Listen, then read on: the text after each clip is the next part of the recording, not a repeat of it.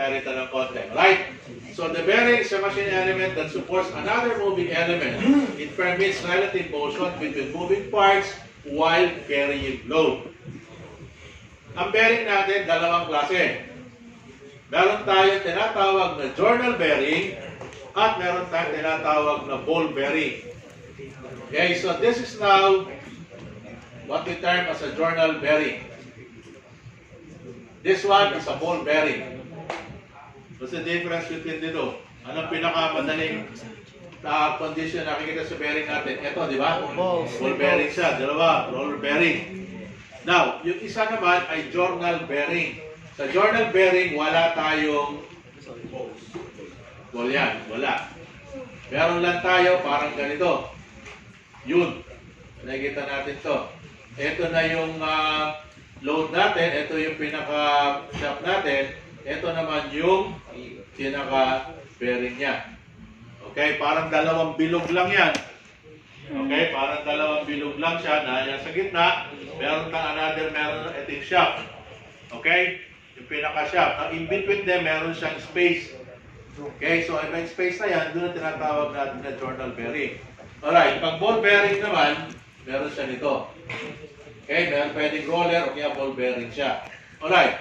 Sa bearing, whether it will be a journal bearing or a ball bearing, hindi parehong umiikot yan. Supposing ito yung shaft. Okay? So, kung ito yung shaft, ito yung pinaka-bearing natin, ang umiikot dyan, it's either yung shaft ang umiikot, but this one is stationary. Ang umiikot dyan ay yung ball bearing natin, bearing. So, hindi parating pag umiikot ito, ikot din lahat yan. Hindi. Okay? So, kung itong umiikot, okay, if this one will be rotating, but this one will be fixed, hindi siya umiikot. Or, if this will be the one rotating, this will be fixed. Hindi sabay na umiikot yan. Okay? Now, ito lang ang gumagalaw sa kanya. Tinatawag natin na ball bearing. Okay? Now, sa ball bearing, as long as you know the shaft diameter, you can determine the size of the bearing. Because these are given in terms of table. Maraming table to. Although maraming manufacturer ng bearing, pero pare-pareho lang siya ng standard. Okay? So, depende na lang yan sa kung paano nila inaano yung heat capacity as well as yung size ng bearing and so on. But if you know the shaft size, yung size ng shaft, you can determine the size of the bearing na pwede natin ilagay. Okay? Now, ang pinagkaibahan lang nila is this one. Ito yung natawag natin na journal bearing. Okay? So, yung journal bearing na tinatawag natin. So, dalawang klase yan. Isang thrust bearing, isang radial bearing. Thrust bearing, load acts along the axis of rotation. And radial bearing, load acts perpendicular to the direction of motion. Okay? Pag radial, okay, kino-compress natin ang bearing. Okay? Radial kasi, you tend to compress the bearing. Pag thrust bearing naman, it carries the axial load on the bearing. Okay? So, pag thrust bearing, it carries the axial load on the bearing. E pag radial naman, it acts as kino-compress natin ang bearing natin. Meron tayong compression. Okay? Now, so, paano ba yung bearing natin? Supposing this one, ito yung pinaka-bearing natin. So, you have now two circuits like this. Okay? So, una, parang, ano yan parang papel lang siya. Okay, like this one. Okay, supposing, this will be the bearing. Una, parang ganyan siya, flat. And then, bibilugin natin yan. Okay, bibilugin natin. So, dalawa siya.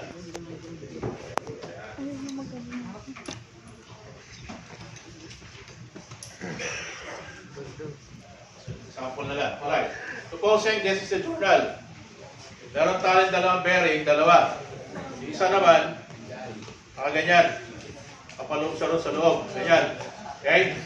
So, in between them, space na yan. So, ano nasa gitna nila? Instead of a ball, meron silang space dyan. Nasa gitna nila is a lubricant. Lubricant siya. Okay, may lubrication niya. So, meron tayong lubricant na tinatawag.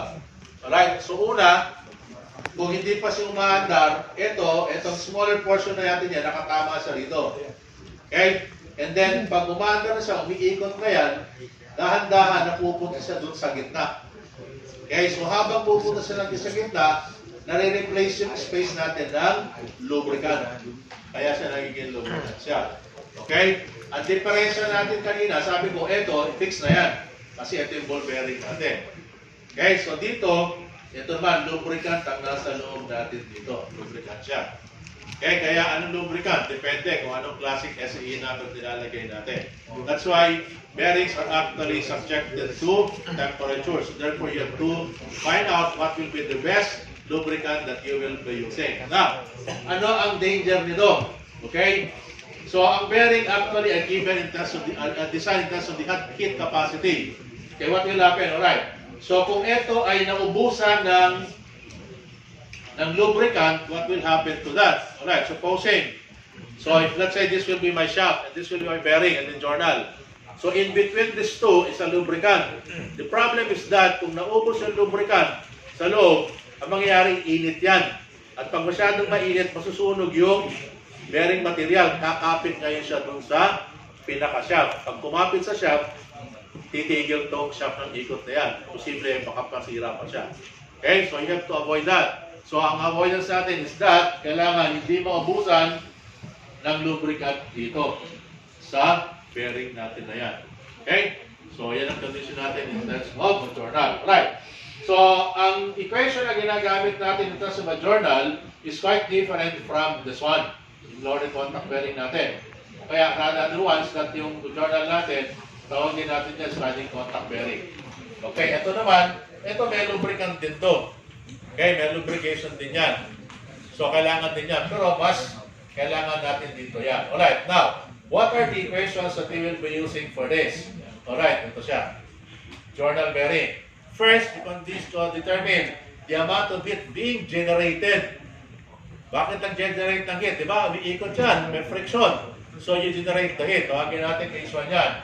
Equivalent to the coefficient of friction, multiplied by the load on the bearing, multiplied by the rubbing velocity, which is this one.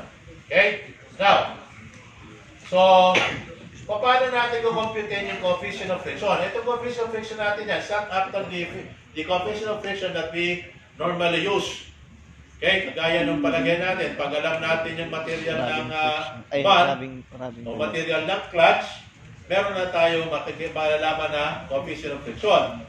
But in bearings, it's different. To determine this coefficient of friction, you use this one. We use what we term as the MacDes equation.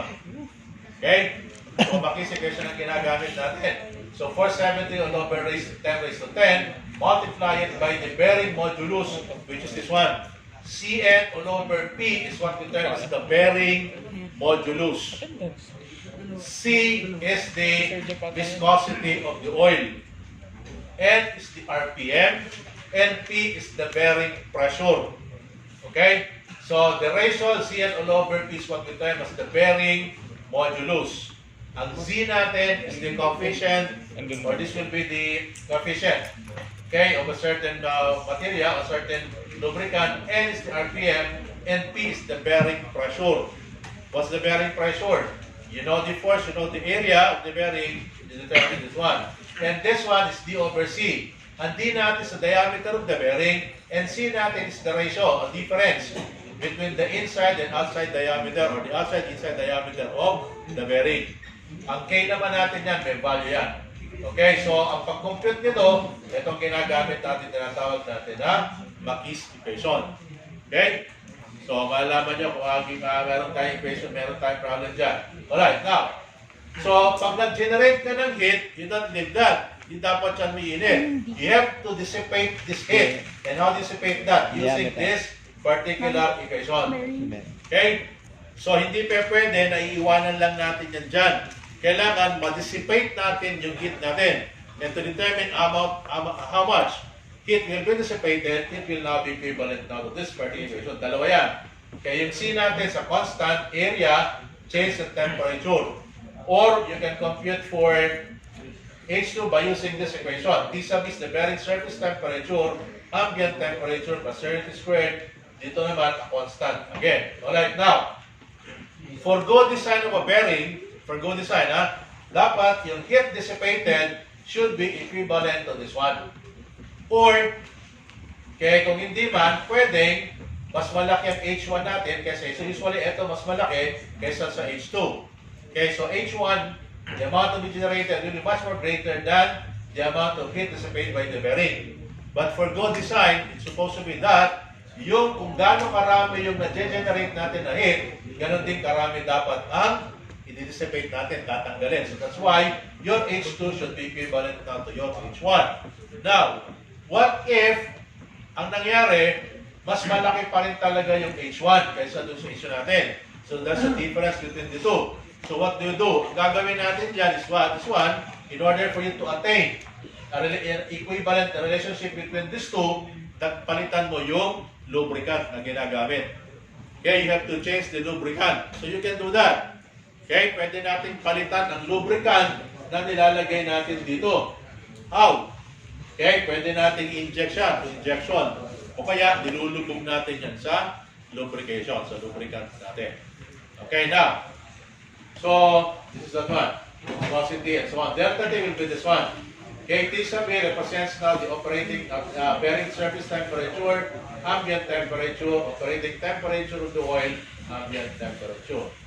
So, ano yung Z natin? Viscosity of the oil, operating temperature.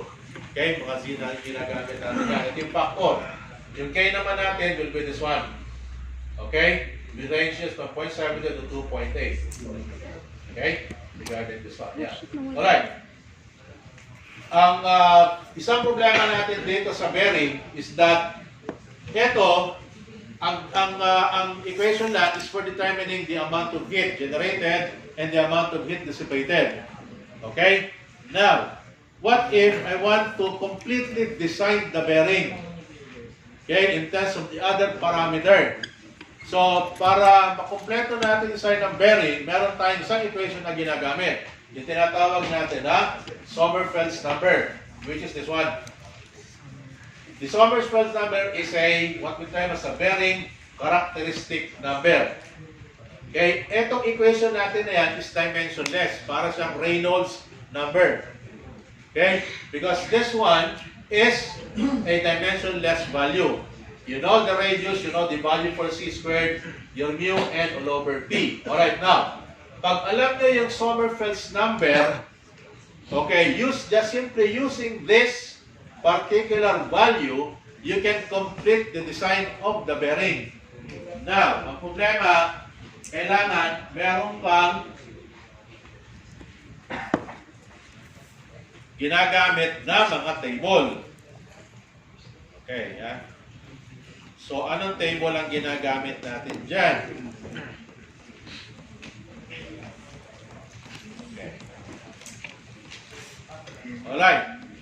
Sa libro natin, if you have the textbook, you can start from figure AF16 hanggang sa, okay, alam mo table ha? Figure AF16, figure AF17, figure AF18. Then, use also table 80-20 up to table 23. Yun, ito. Alright. So, ito siya. Ha? Gusto natin malaman, what are the other parameters for bearing? Sa figure AF17, minimum field variable. Isa, coefficient of friction, dimensionless performance, then, and so on. Alright. So, ang kailangan mo lang para magamit mo ito, this is the Sommerfeld's number. Because if you know the Sommerfeld's number, ito lang siya, malalaman mo na lahat ang kailangan mo. Okay? So, ang problema sa bearing natin, you are actually dependent upon this table and this graph. But, just simply take note, kailangan mo lang ng isang value, which is what you term as the Sommerfeld's number. Yan ang tinatawag natin na, okay, bearing characteristic number. Ang tinatawag na bearing characteristic number. Alright?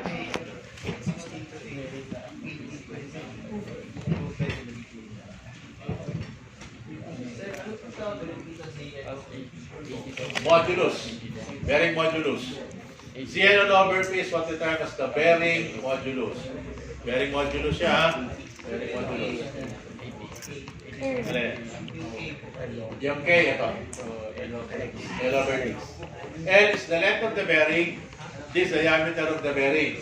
Okay, 0.75 to 2.8. Yan ang ginagamit natin. Okay? Ito ang ginagamit natin na yan. Ha? Alright. Pag umibili ng bearing, ang kailangan nyo lang yung diameter ng shaft. Pag ball bearing ha, pag ball bearing. Pag ball bearing ha, ang kailangan nyo lang, bibili kayo ng bearing diameter ng shaft. Yun na yun. Bibigay na sa inyo yung saktong ano, yung size yun. No, mamimili ka na lang kung klaseng bearing gusto mo.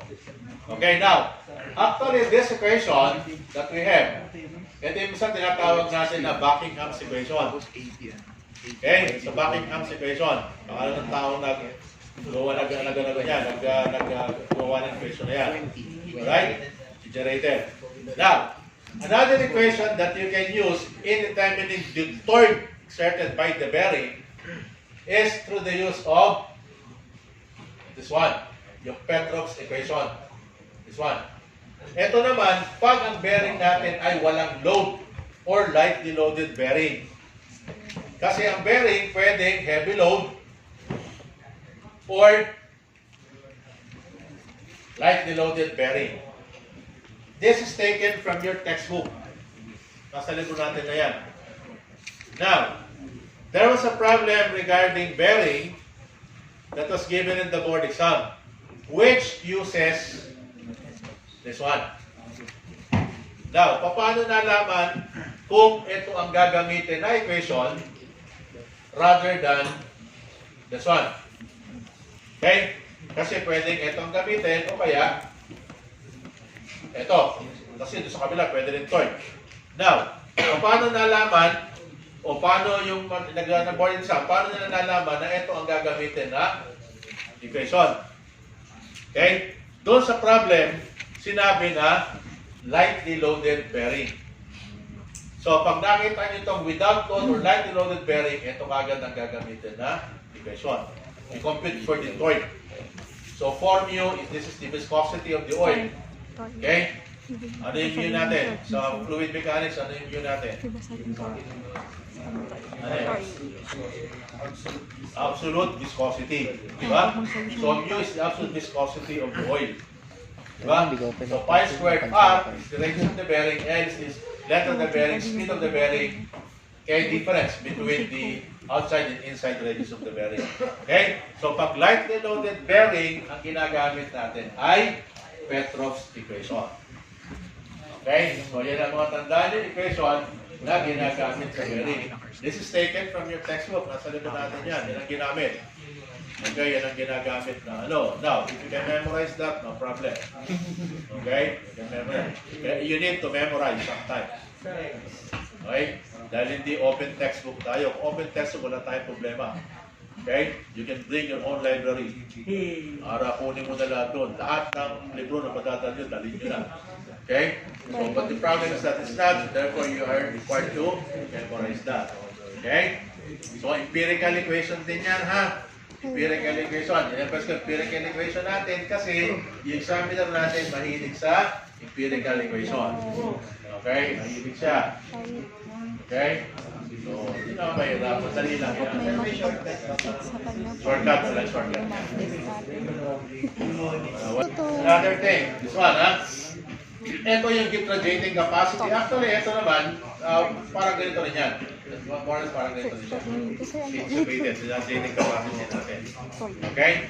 So, ang mga equation natin, Sommerfeld's number, tanda niya, Sommerfeld's number that we have. Sommerfeld's yan. Yung LD natin dyan represents the length of the bearing, diameter of the bearing. Okay? Length ng bearing, diameter ng bearing natin. Okay? So, alright. Ito, R natin na to. Yung R, okay, and R sub B and R sub J. R sub B actually is the radius of the bearing diameter against the journal diameter. Ano yung bearing diameter? Okay, this one. This is the bearing diameter, or this will be the bearing diameter, this one, and this will be the journal diameter. So, meron silang diferensya. Okay, kahit na maliit yan, may diferensya yan. So, the bigger one is what you term as the bearing diameter, and this one is the journal diameter. Okay, journal diameter. Now, Sometimes, isang ginagamit yan.